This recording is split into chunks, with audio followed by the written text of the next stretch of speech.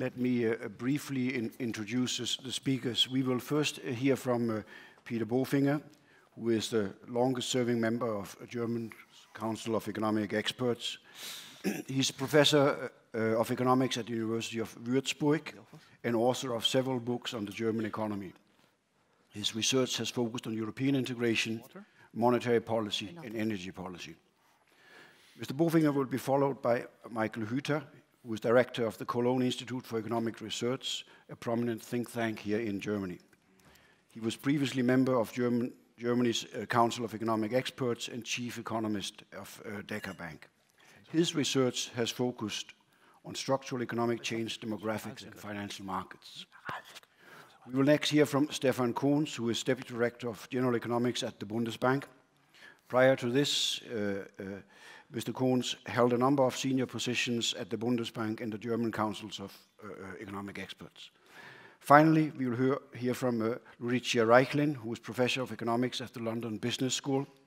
She has held numerous other prestigious positions in both private and public sectors.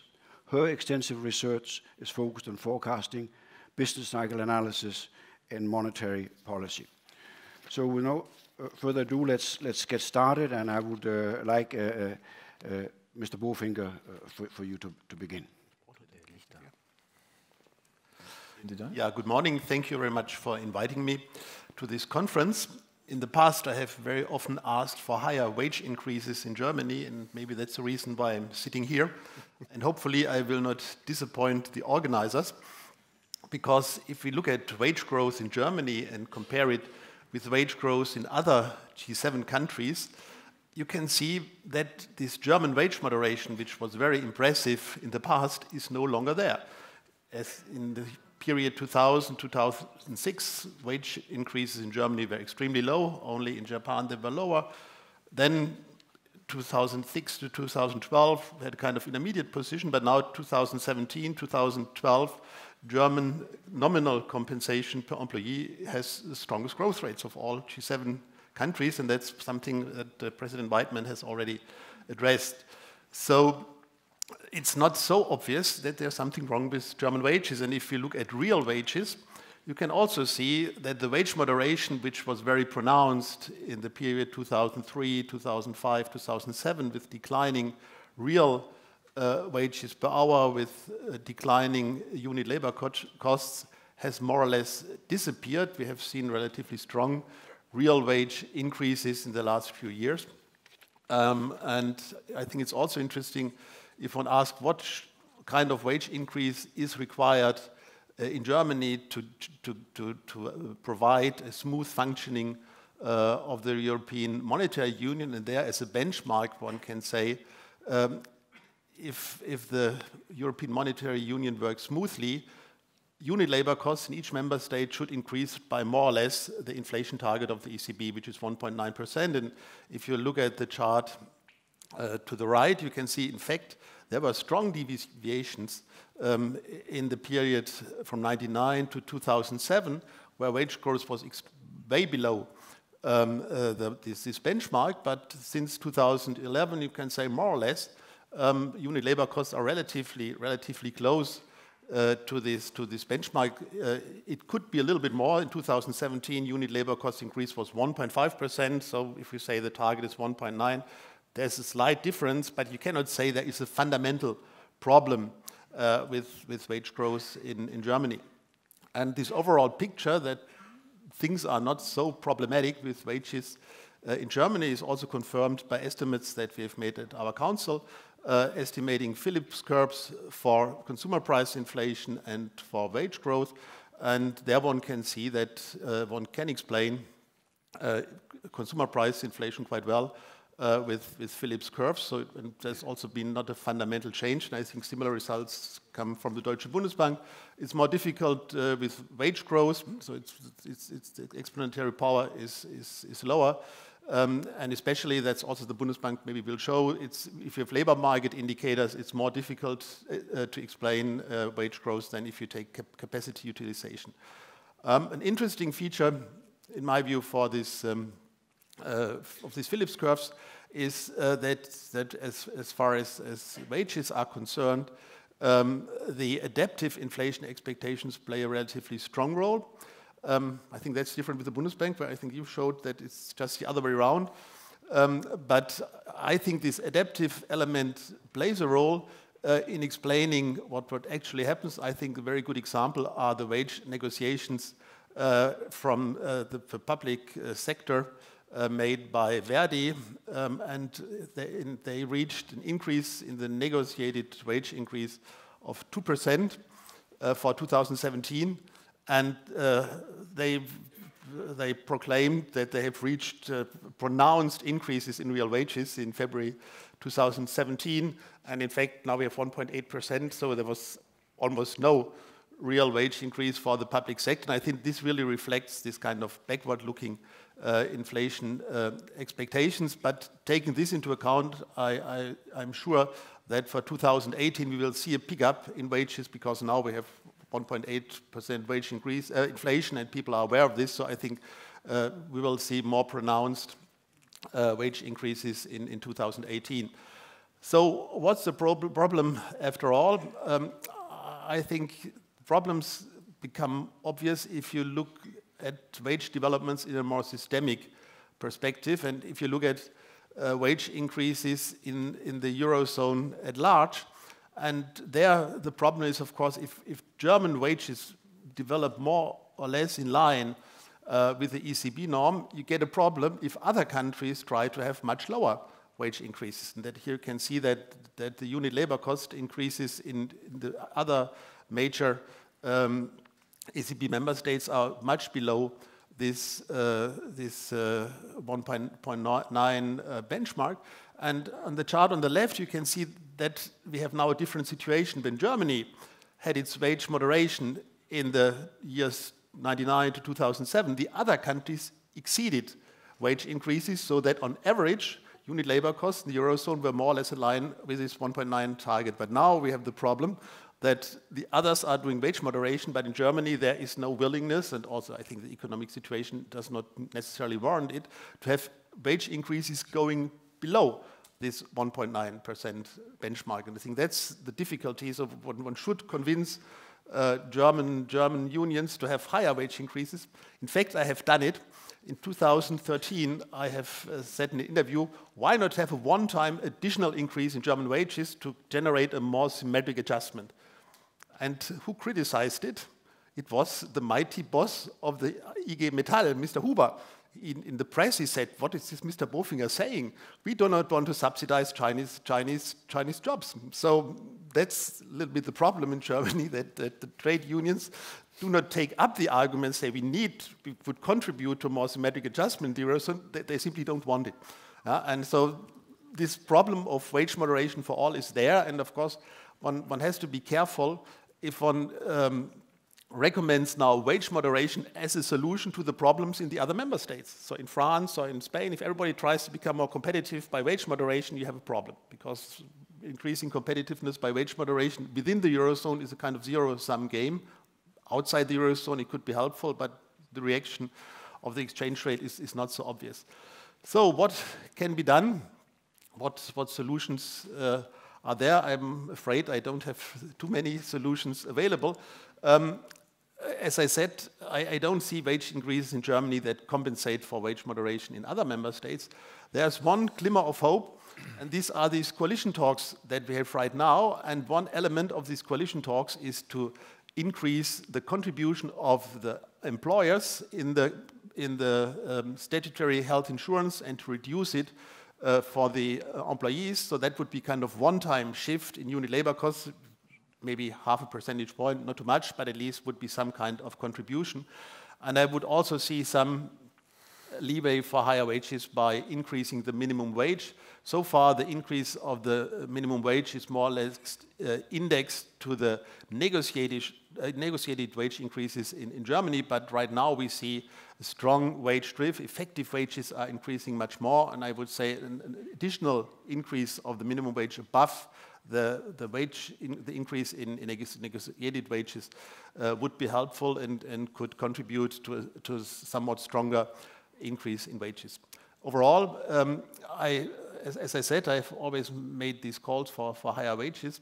And I would say if the economic situation is now doing very well in Germany, I would attribute it to this higher wage increase and would say wage moderation has very much dampened growth prospects, has led to a stagnation in Germany in the first half of the 2000s years, and now this stronger wage increase in Germany is, in my view, also an explanation for the relatively solid macroeconomic growth in Germany. Thank you very much. Thank you, Mr. Bofinger. Mr. Hüther. Yes. Many thanks also for the invitation to this conference. When I prepared this talk last week, I was remembered to my time as an intern in the Bundesbank in 1986.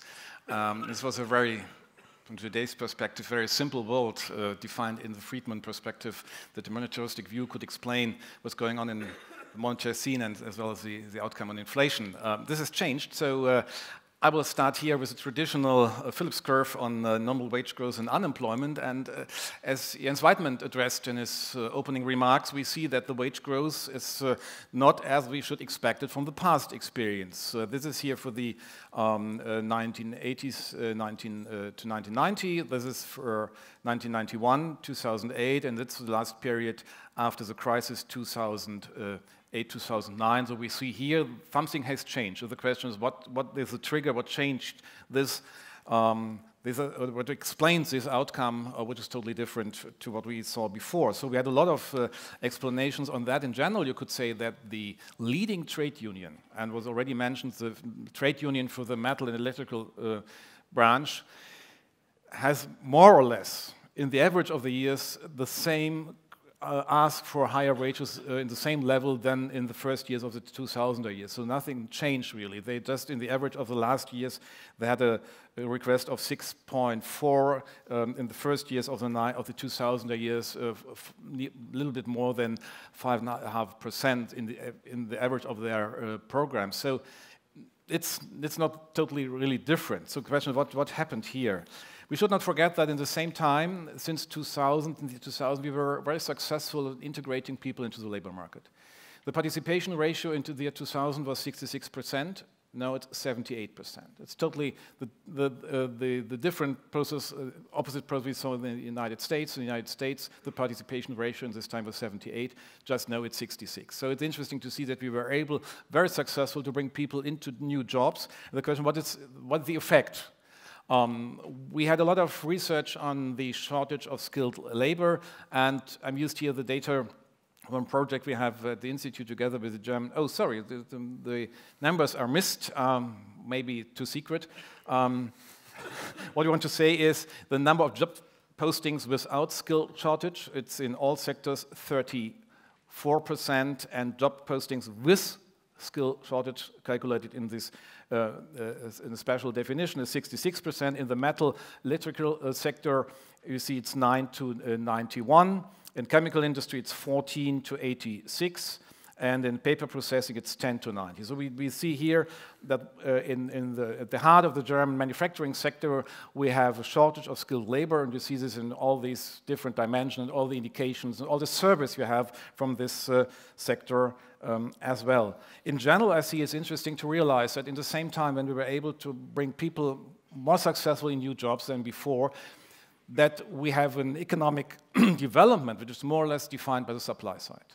If you look on production in quarterly perspective as well as employment increase in quarterly perspectives, it's since the first quarter 2013, it's a linear process. There's no cyclical movement in. So I think it's very interesting to see that there's no demand side problem. So it's the outcome, the process of economic dynamic is defined by the supply side.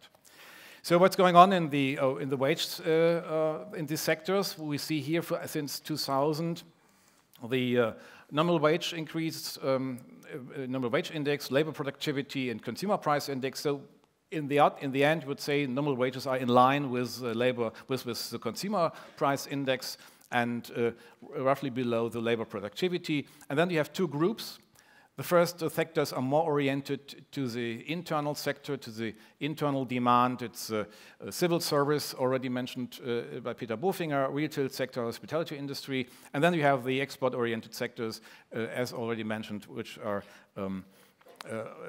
very well positioned of the global markets. We should not forget that this is based on the year 2000. When I change this to the year 2010, I think it's important to see that there was a really very important change.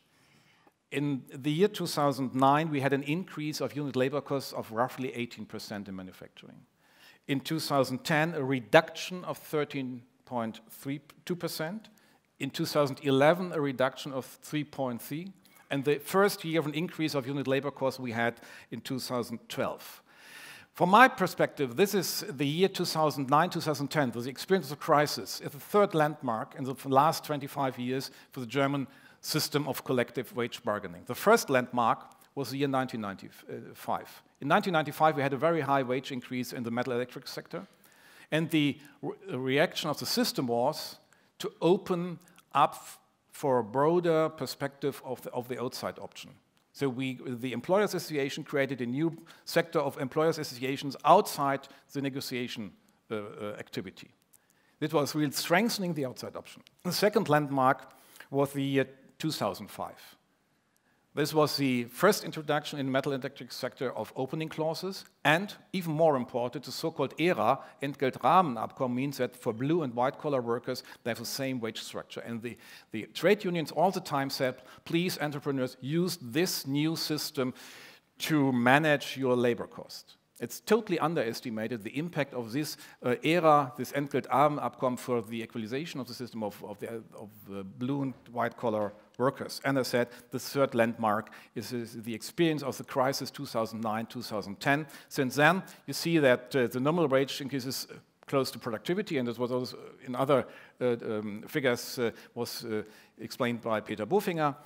Then we see that the internal and the domestic-oriented and external-oriented sectors are very close together. My interpretation is that we saw in this time a new quality of trust between both partners of collective wage agreements, because the trade unions accepted with a zero growth increase in 2010, and the employer were able to offer stabilization of employment in this very critical situation. And this is, you have to take in mind when you are looking further for the years than following to that, in the period of an ongoing transparency on the internationalization of value chains. The question in the end is what's going on further in the German system of collective wage agreements. You know, this year, in November 15, 2018, we will celebrate 100 years of Stinnes Legin Accord.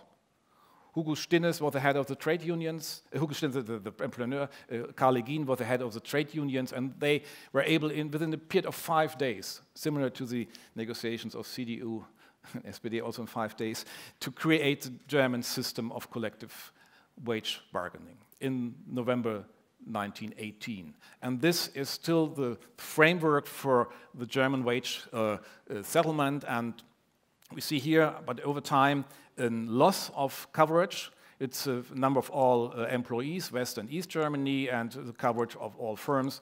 The declining process which is going on, and there's not really a stabilization, only a little bit just in the last years.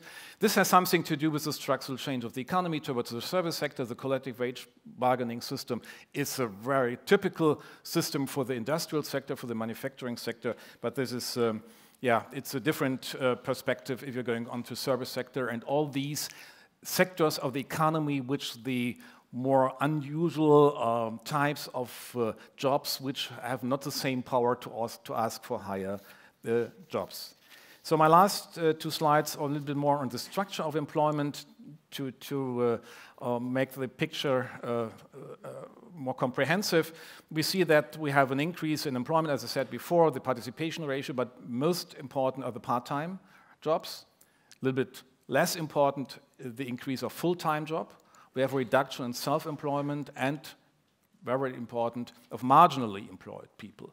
So what we see is that there's a lot of the success of the German labor market system has to do with different time framing with the higher share of part-time workers, and you can have the idea that this higher share of part-time workers will also have a very different position in negotiations for higher wages. So there may be a structural effect coming from that.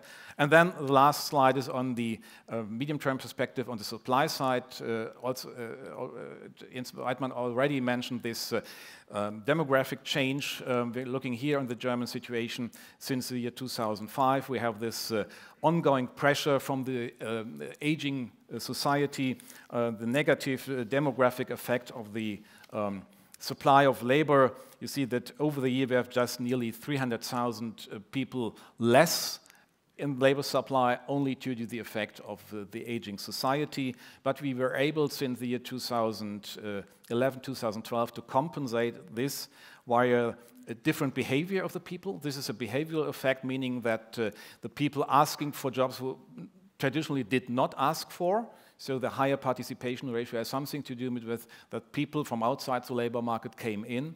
And the last is the migration to Germany, the net immigration effect we have here. Since 2012, the increase of new jobs is even more explained by migration and usage of the workforce we have in Germany instead of the reduction of unemployment. This was the explaining force to the 2012. So far, it's a mixed picture, but I think it has, there's also structural change, and they have learned that the internationalization of the value chain will define a different pressure. Otherwise, it's not to understand why the trade unions are so reluctant asking for higher wages. Thank you so far. Thank you, Mr. Hüther. Turn now to Mr. Kohns. Thank you. Being from the Bundesbank, I can't really thank you for inviting me, but at least for giving me the opportunity to talk here, to present my views. I would like to, in elaborating on the questions posed on this panel, I'd like to complement some of the things said in the introductory remarks, and I will proceed in 4 steps. I will lose a few words about what, as a central bank, we do when we talk about wages, and the key message here is that wage growth, though certainly an important variable indicator, is not really a policy variable, as the term wage policy sometimes erroneously suggests. In the next 2 steps, I will take a closer look at past wage growth and past inflation, and the key message here is that, according to our analysis, there has been no really break in the structural relationships, but it's rather that the increasing pressure from more tightness on the labor market, from closing now positive output gap, has been counterbalanced by a variety of factors. And finally, I'll turn to the outlook. That's to say a gradual pickup of wages and inflation as outlined in our December forecast. Well, when talking about wages as a central bank, it's obvious that that's an important variable for us. It's a key driver of inflation in Germany, and inflation in Germany makes up about a quarter of the euro area's HICP.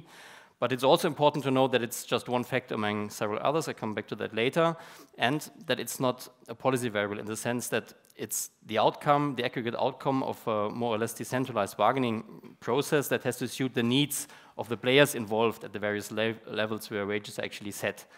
And trying to intervene more directly to shortcut this process to arrive at a certain level of aggregate wage growth risks to get a general equilibrium backlash in the form of lower employment, lower growth in the case of pushing for too strong wage growth. So the Bundesbank's perspective is that we don't take a normative but a positive approach when it comes to talking about wages, which is admittedly sometimes a thin line, but as we have learned.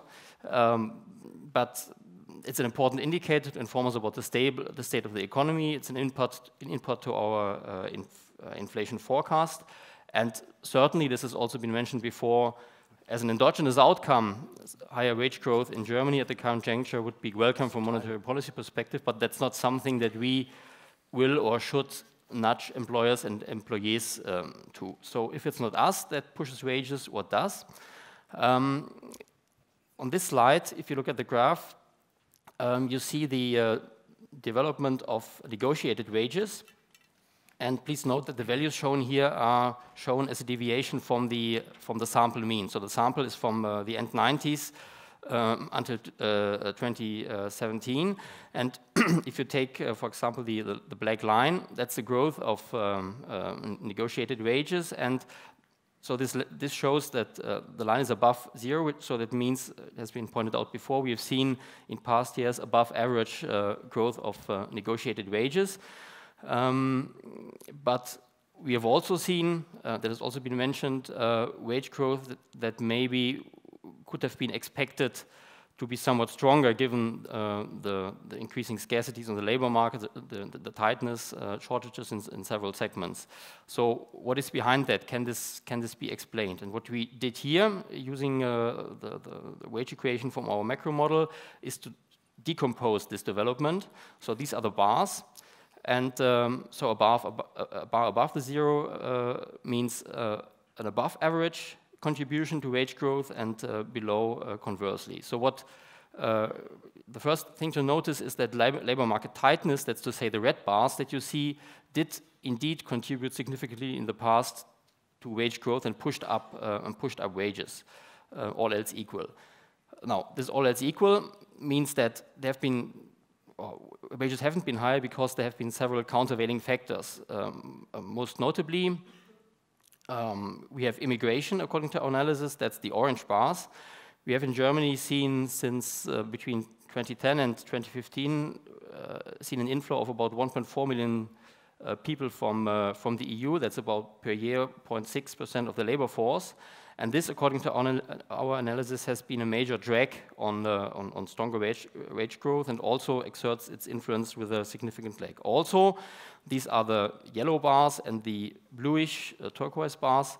The positive contribution of productivity growth and inflation, both past and expected future inflation, has been below average in past years, and so these are important factors why this stronger momentum from a tighter labor market didn't translate into even stronger wage increases.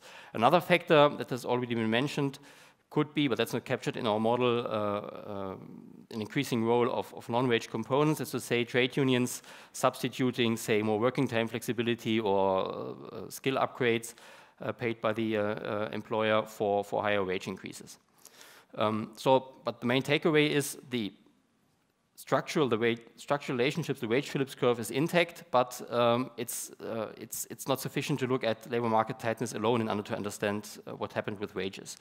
Turning over to inflation,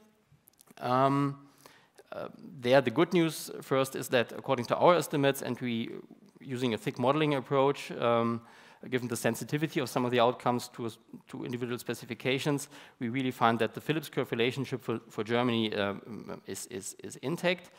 And I'm focusing here a bit more on underlying inflation, that's to say various measures of core inflation than a central bank usually should do, at least in the euro area. That doesn't mean that, the reason is that it's easier to look through the sometimes very volatile impact of energy prices, and in the medium term, so given the medium term dimension of our price stability definition, the headline figure and this core measures shouldn't diverge too much.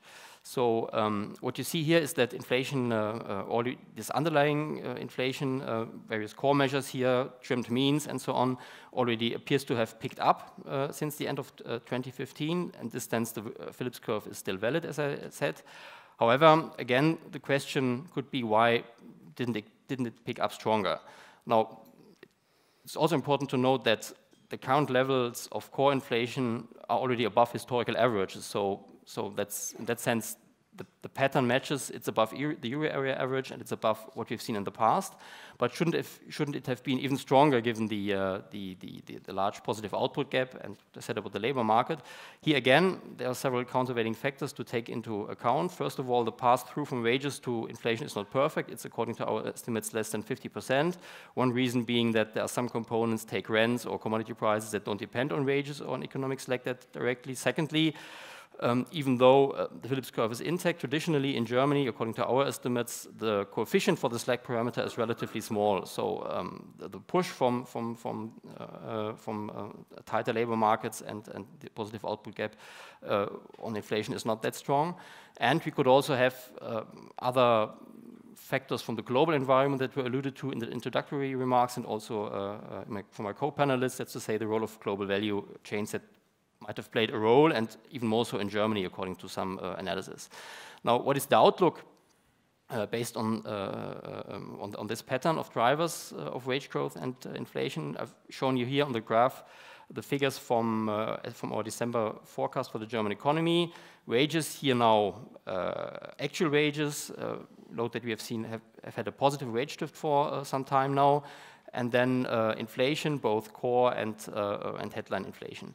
Now, the good news, as I said, is that inflation is expected to pick up as the labor market becomes ever tighter and the output gap, positive output gap, gets ever larger.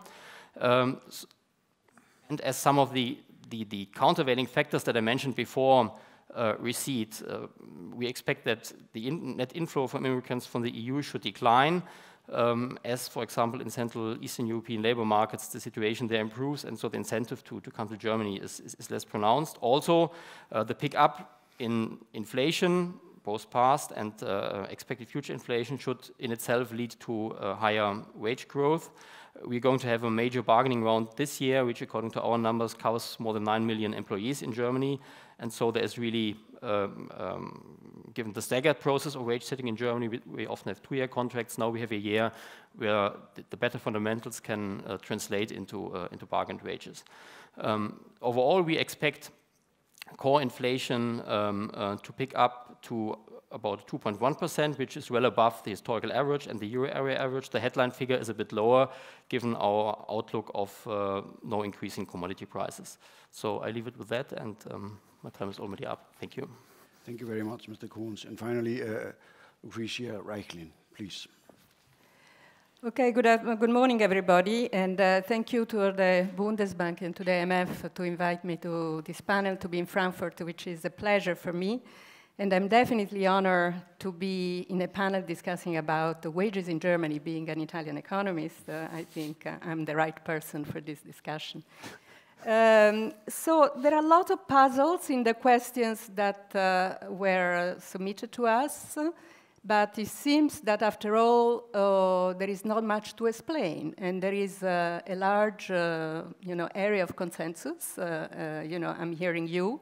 And looking at the data that the Bundesbank has provided. So there seems to be not much puzzles in trying to understand what has happened to wages in Germany. So I will argue with you that coming from as an outsider, I also don't see much of a puzzling behavior, not on inflation. One of the questions was, is the Phillips curve dead? And not on wages. But I would also argue that there is maybe an agenda for discussing structural reforms and in trying to understand the structural transformations in our economies, and also from a comparative countries' European perspective, that maybe should kind of be revived. I mean, sort of we should think more out of the box, especially in addressing issues such as polarization of labor, which is kind of the in the background of this discussion. As central bankers, we tend to focus on aggregate, but a lot of information actually is extracted. You can get it from a sectoral perspective. So let me start from the first question: is the Phillips curve dead? And let me here.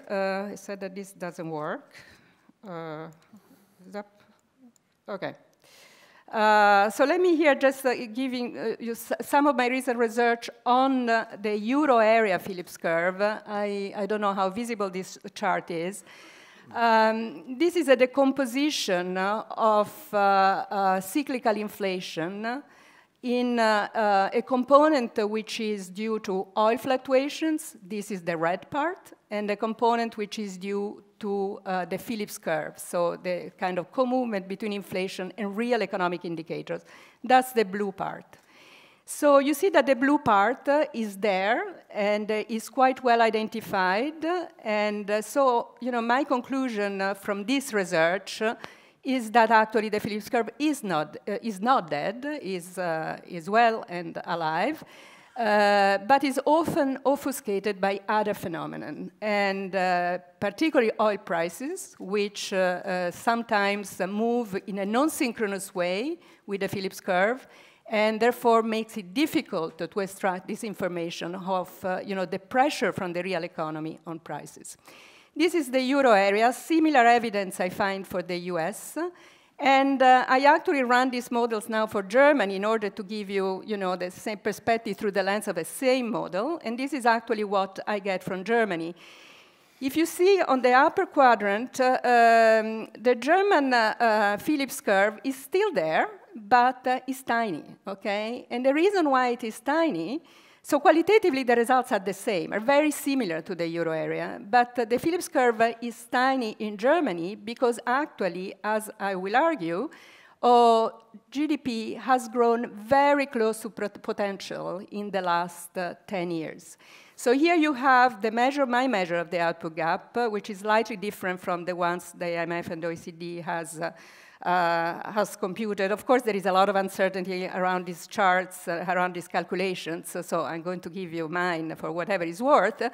But I think the comparison is interesting. So the blue line is Germany, the red line is the euro area, that's the output gap. You can see that Germany has been grown very much close to trends. So there has been very, in the last 10 years, and the reason is very simple, that Germany has missed the second European recessions. And actually, my calculations are slightly different also qualitatively because I think that Germany now is above trend, but has started being above trend a little bit more recently than what is currently acknowledged. So I get that turning point around 2016. So, I mean, this is to say that there is pressure on prices coming from the Phillips curve, but not that much. And so, at the end of the story, if you want to look at inflation, you have to look at trends. That's the dominant component. This is my calculation of trend expectations for German inflation. And it's not very visible, this chart, but I think everybody can see that it's pretty flat, okay? so that inflation in Germany has been very stable. Over time, before and after the ECB, I can say that this is a big success of monetary policy, thanks to the Bundesbank, thanks to the ECB as well, because, we have it in the two regimes. So, there is a lot to rejoice here. Okay, what about wages? Okay, so wages, I think, is a little bit more complicated to explain. And let me just try some facts on you. I think that, first of all, there are three things about wages that we try to, and this is, I'm building on your facts and evidence. Real wages have been stable over time. Real wage dynamic has been independent of unemployment, but not other measure of slacks, okay? So clearly unemployment is not the right measure of slack. And the third thing is that wages have been growing below productivity growth. And so this is actually what wage moderation, this is what we mean by wage moderation, okay? So it's not that wages have been flat, but they've been growing less than productivity. So if I look at the aggregate data, this is actually from a paper by labor economists from MIT, you can see that in most countries, not all, for example, France is Germany, and then is different, and I will argue then also that Italy is different, that labor shares in advanced economies have been declining historically. And this is a very important fact because it is very difficult to explain. When we teach principal economics to our students, we say there is the Cobb-Douglas production function. I don't know if you remember, Economics 101, which means that labor share and capital share are constant over time. Well, they are not, okay? So labor shares have been declining. Now, why is it so? I mean, there is interesting research from the US, which I conjecture could also apply to Germany because of, the kind of vital, innovative sector in Germany that says that these things can be explained by two factors, capital bias, technological change, automation. Go to a Volkswagen factories today, and where are the humans? Okay, so that's the first thing. And the second thing is that lack of competition in the good market. So monopoly, rent, markup. So these are the two things that can explain, technological bias, capital bias technological change is not enough to explain declining labor share, so you need these two things, okay? Lack of competition in product market and this bias in technology. Now, this is definitely something that, I mean, given the fact that the aggregate looks like that, now if you look at the data from the US where there have been more extensive research, you can see there is a lot of heterogeneity across sectors. This is the shape of the labor shares for the innovative manufacturing sector. And this dominates the aggregate numbers, but if you look at you know, service sectors, then you wouldn't see this. And this is where the you know, more fragile labor probably is, more labor-intensive, you know, less innovative sectors. But okay, so, and I think so there is scope to look at, you know, different sectors' behavior of the labor shares in order to understand trends. It's interesting also to see that this is not what is happening in Italy, for example.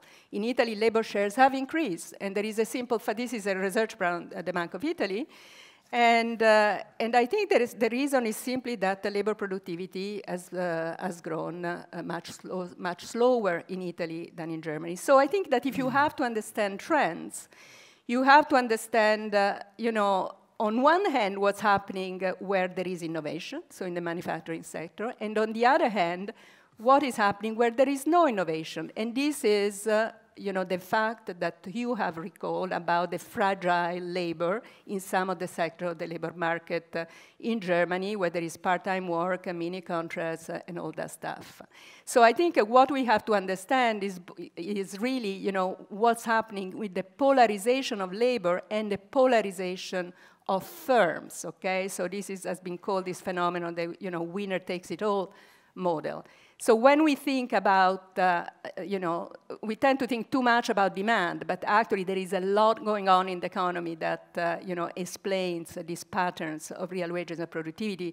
And I think also when we discuss about comparative in Europe, I think this is a very, very important agenda, and I think we should just, you know, get there rather than saying, you know, the German unions have to increase wages and so on. You know, even if I'm Italian, I never found it persuaded that you go to the Germans and say you have to increase wages because otherwise the Italians are not happy, okay? It's not gonna work, okay? So this is something that I think is more important to reflect upon. And actually, the policy agenda is not at all obvious, okay? So how do you cope with these kind of things? Now, if I go now to, let's talk now about the cyclical part, because after all, yes, I have 1 minute, but I'm concluding. So the cyclical part, these are the data that you have provided. You see that unemployment is going down, wage growth is flat, so clearly there is a disconnect, but who cares about unemployment? We know that this is not the right variable to understand pressure in the labor market. If you look at GDP, you know, you find this Phillips curve facts that I show you, and you know, actually there has been you know, growth above trend in the last few years, and this what explains the fact that now wages in all sectors are going up. So this is actually saying, you know, aggregate demand is now picking up. So from the cyclical side, I don't think there is much to explain. Okay, so that you know, there is a picking up relatively to the past, and this seems to affect all different quantiles of the distribution of wages, so it seems like the classical aggregate demand effect.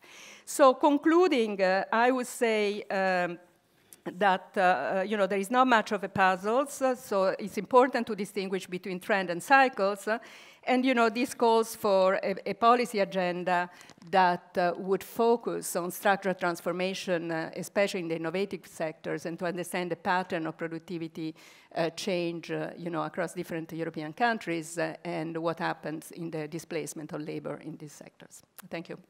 Thanks, Mrs. Reichlin. So let's start the discussion. Perhaps you'll allow me to ask a couple of questions before I open up to the audience. First, on what are the lessons policymakers should take away from this? I hear you say the Phillips curve is well and alive, and we should perhaps not be too concerned about this. But is that really so? What are the risks? We are in a situation with very high current account surplus in an environment globally, risk of protectionism. Shouldn't policymakers be more concerned about this? In the past, policymakers, when we have had wage pressures and risk of loss of competitiveness, have not shied away from telling social partners to to cool it down. So why doesn't it work like this? Symmetrically. What are implications for government communication policies, public sector wage settlement, or like to sort of what should policymakers take away from this? And secondly, Mr. Bofinger, you said that yes, wages are going up in Germany, and I understood you also to say, but Germany cannot offset low wages in the rest of the euro area.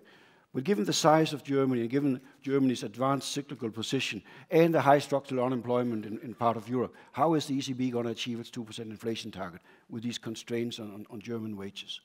So perhaps we can start there. And well, that's a difficult question. I think the problems that we observe are a little bit path dependent. We had this very strong wage moderation in Germany, which also contributed to relatively high enterprise profits, which also contributes to the current account surplus, because a major part of the current account surplus is financial balances of the corporate sector, and the problem is it's path dependent, and to correct it now by, so to say, excessive wage increases is politically extremely difficult, and so in the first instance it would have been better to not to allow this extreme wage moderation from 2000 to 2005 or 2006. And in my view, if we talk about the Phillips curve, one has to be careful not to confuse correlation with causation. That's what our chairman always tells us. And have learned this. And of course, but if the Phillips curve works, it has worked in Germany, maybe. The wage moderation has been the cause for the strong increase in unemployment, because the wage moderation was went hand in hand with the stagnation of the German economy, with the output gap went up, and so my explanation would be, by this wage moderation, Germany has generated this stagnation and an increase in unemployment. But so in retrospect, it's really difficult to get out of this past-dependent problem. It's really difficult to develop now policy advice, and maybe the advice could be the other way around, saying be careful with wage moderation as the #1 solution to unemployment and growth problems in the other parts of the Eurozone, and ask maybe we have other ways to stimulate growth in these countries, to stimulate innovation, other things, and to be careful with this instrument of wage moderation. May I add to this, to your first question? Is there still kind of communication or coordination between the macro policy actors? In the year 1981, the German Council of Economic Advisors proposed in its annual report asked for a new consensus of unemployment, and made a proposal for 3 actors, that the trade unions and employer association together have to decide in which way they want to choose between real wages increases or more jobs. So that's their job, and they should align with the productivity part of the medium term. They should be their responsibility on new jobs.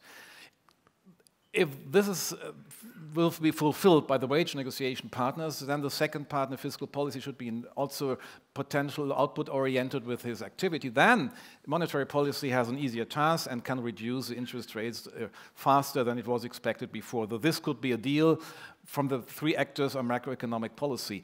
You could say that in the year 2014, the president of the German Bundesbank, Jens Weidmann, tried to ask for similar when he said, what's going on in the wage negotiation in Germany, and the reaction from the Employers Association was very strong, say, please stay out, that's our task.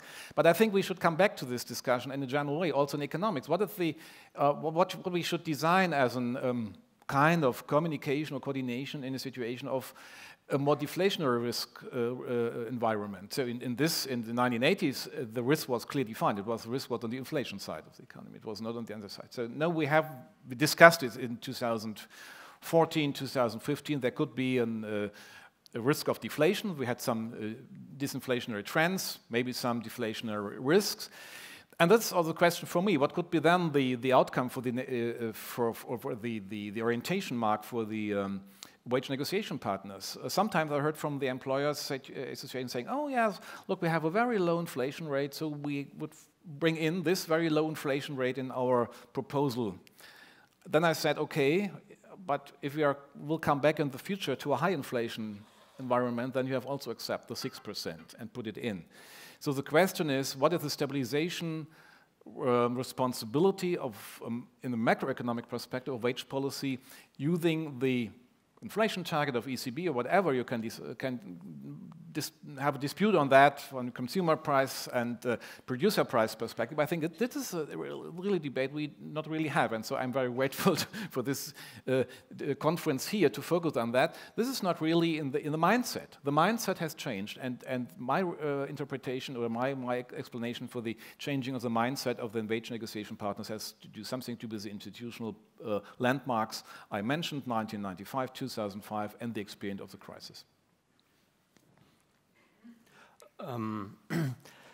Something what you said, I think we disagree on the story, what actually drove the German upswing. I would rather say that it's not wage moderation that really was the cause of the German problems we had in the past. And I would rather say that if you think of what supports, we would agree that if you look at private consumption, which is, at least for Germany, quite buoyant, and if you look at sentiment indicators, consumer sentiment, and the propensity to buy something, this is really excellent. And what this shows, to me, I think, is that what matters for consumers and for consumption, for demand, is not just, well, the wage rate, but it's also the volume. It's employment security that matters, and the past reforms that we've had, wasn't just policy reforms, but also an endogenous response of the wage-setting parties to the challenges faced to them. This led to a development on the labor market that broke the trend that we've seen from the past,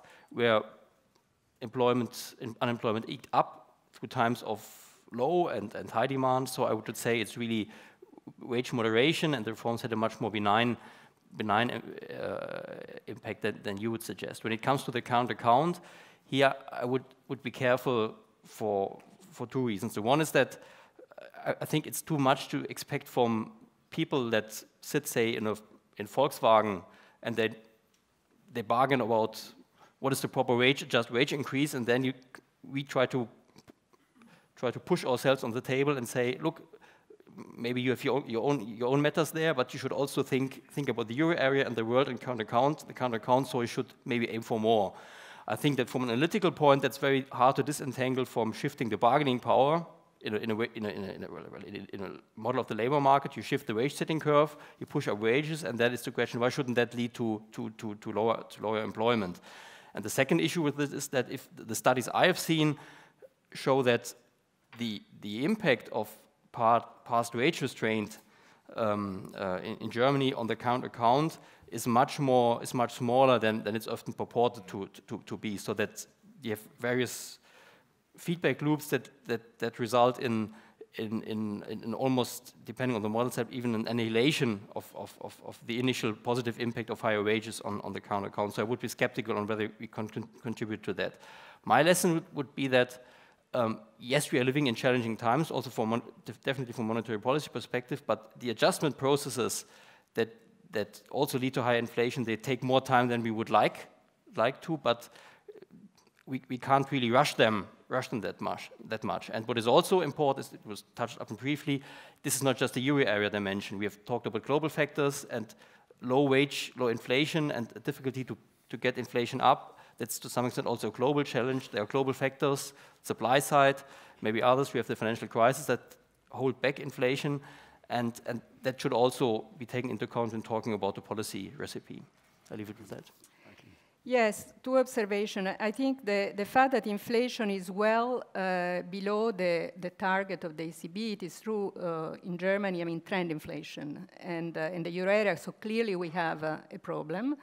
And, but this is, I don't think is a Phillips curve issue, is actually, is management of expectations and trying to find that monetary policy, fiscal policy mix which would do the job, okay? And I think, we are going to hear, from the fiscal policy, panel what you think about it, but clearly I think we had a problem in which monetary policy had too much of a job, in managing aggregate demand with respect to fiscal policy. So you could argue that, a different mix would be more appropriate given the status of inflation expectations in the euro area. Okay, but that's, I think, is probably for the other panel. For what concerns wages, I think that I think this is in a way is almost a separate problem because, as I argued, I think it's a structural issue, and I think if you want to do something for wages, you have to address the problem of polarization of labor,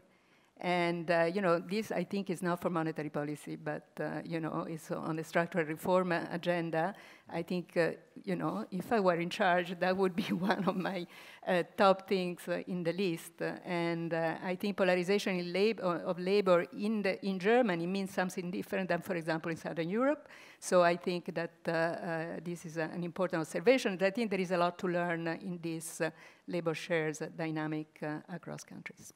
Thank you very much. Let me now turn to the audience for questions. As a courtesy to our participants, please identify yourself before asking your question. And there are many of us, so keep each of you only have one question, please. Yes, let's start.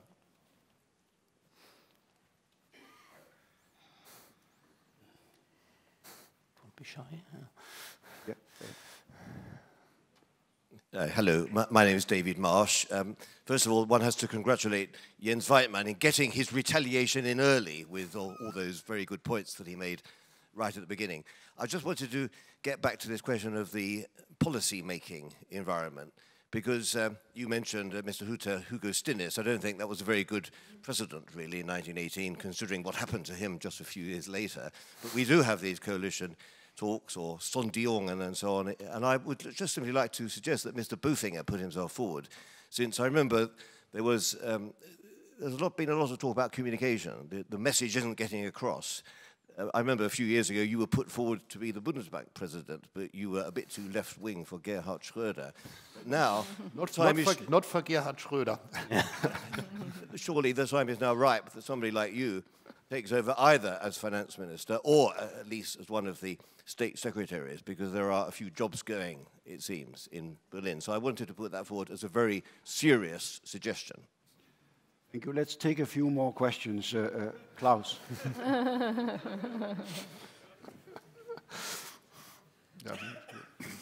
name is Klaus Maso from the ECB. I have two remarks and would like to hear reactions to that. One, I think, Peter Bofinger, you made the remark that wage moderation could be something like a zero-sum game. Yeah. I think even in a closed economy, wage moderation should help if unemployment is way above the natural level. So we should not tell the Spaniards now who have some wage moderation with very high unemployment that they should not do it because it's a zero-sum game. This is my first remark. And the second is we had a lot of discussion about the output gap and its role in the Phillips curve. We had almost no discussion, apart from what Mr. Bofinger alluded to in part of his presentation, about the underlying inflation rate in the Phillips curve. Could it not be the case that in the first 8-9 years of the euro, the inflation expectations embedded in wage and price setting in Germany was well below the euro area average? And now, as you showed, it's at the euro area average, but this gap which had built up in the first 9 years is still there. So Germany is still, in price terms, overly competitive, because these first 8-9 years is still in the level of real effective exchange rates, if we want to use this term. Thanks. Let's take a few more questions before we go back to the panelists. Over here.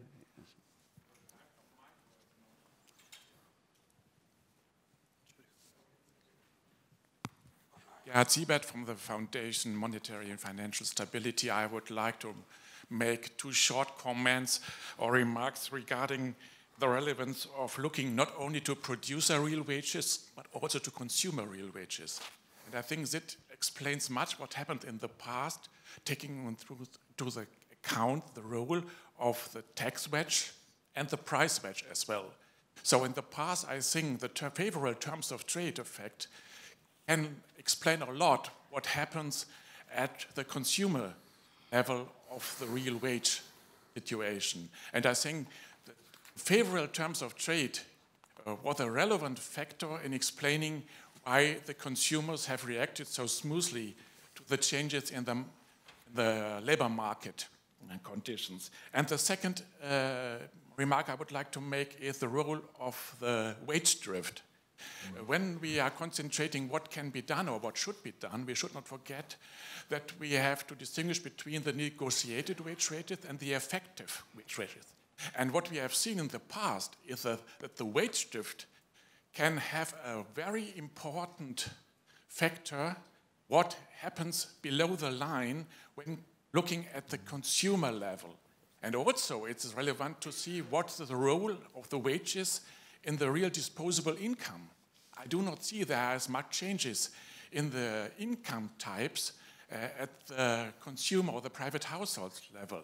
So wages also have a very important element at the consumer level, but I do not see that there is a lot of mismatch at the moment or in the recent past. Thank you. I'll take one more question. Please be brief. Here in the bank. Thank you very much, Francesco Badia from Bruggen Institute. My understanding of the presentation of Mr. Kohns is that wages are not target, of course, but they're an important variable.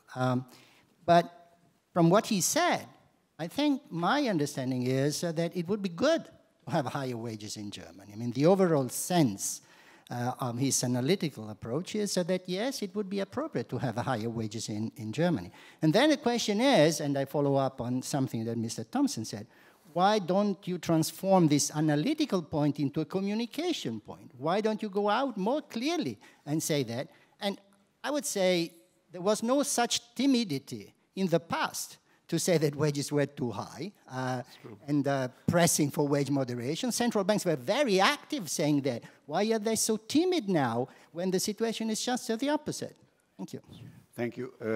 I turn now to the panel. Please limit your reply to 2 minutes each. Thank you. Mr. Bofinger, you want to start? Okay. Only about the history, it was Hans Eichel, who did not want me as a Bundesbank president. He said he would resign, and so I don't know whether it was good or bad for the Bundesbank, good or bad for me, but it's or for the council. Huh? For the, I don't know, but so yeah. Anyhow, so the question with the wage moderation, I think how do you improve employment with wage moderation in a country in Spain, as you said?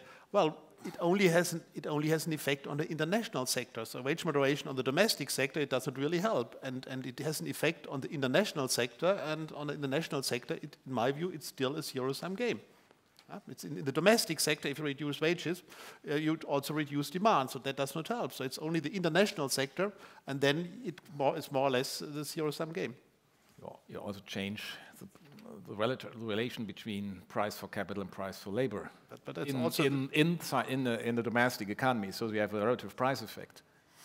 That will also have an impact. There's also a debate we had between the 90s between Herbert Girsch and Oscar Lafontaine. What's the impact if we have these wage moderations? And then this was a very instructive anecdote using the idea of a cinema when the first is standing up and saying I have a better view on the screen, and then all the others were standing up, and Herbert Girsch answered to this argument, this is not really the case, it's not really the appropriate anecdote we should use. The problem is that we will change, the idea is that we will change relative prices, and this will also have will have an impact of the production side of the economy. But it's always a problem for the central bank. So whatever effect it has, wage moderation, if it's not compensated by wage excesses somewhere else, is a problem for the ECB. Only for the first period. The second period, when you have a higher employment and you have a higher wage sum in the whole, then you have also a higher basis for more private demand. Only one remark on the wage drift. I think it's really an interesting case. We look in Germany. In general, you see in a similar way than before. But what we will see is that in the sectors in the activities, in the capacities with shortage of labor, there we have remarkable wage premium. We can use, if you're on the social economic panel data, we will see this, and just we made this week a new calculation on that. This is really, but it's very specific. And we have also this is the one factor, and the other factor is that we do have a lot of jobs, not really of low quality, but outside the system of collective wage bargaining, which have not the same pressure to ask for higher wages. So this is the outcome, or the impact of the structural change towards the service economy. Mr. Kohns. Yeah, 2 minutes. 2 minutes, yeah. Since you addressed me directly, I think I'll deal with your question. I think that, well, I have to apologize if you understood me in such a way that this presentation was actually an argument for that there is more leeway for higher wages, then I conveyed it in the wrong manner. You could say that, well, if you hadn't had net immigration, then labor market tightness as such would have resulted in higher wages, but then the counterfactual would have been different in many other ways. Growth would have been lower. We know that that immigration also pushed up potential output growth in Germany. So what this rather shows that,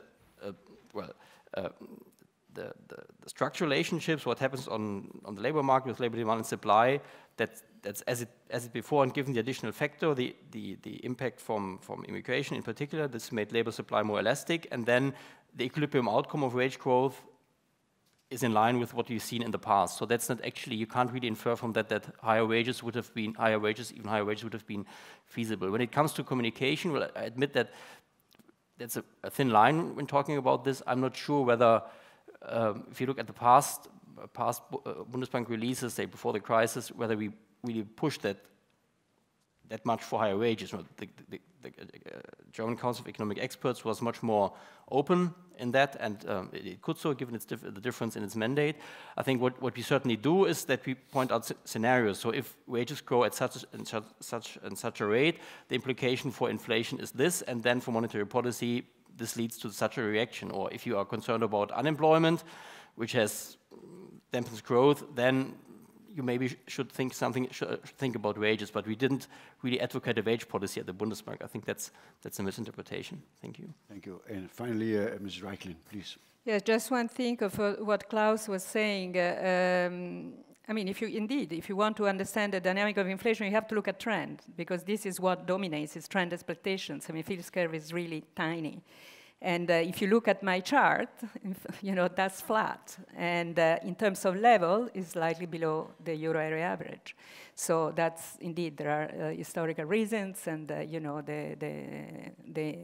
exchange rate, it could be one of those things. But I mean, this is really what we should focus on, okay? Trend inflation rather than this kind of Phillips curve. If we want to understand what we are discussing today, which is wage moderation, which I translate as a gap between real wages and productivity. Because otherwise there is no meaningful definition of wage moderation, okay? So this is what we are trying to understand. I'm afraid we are out of time.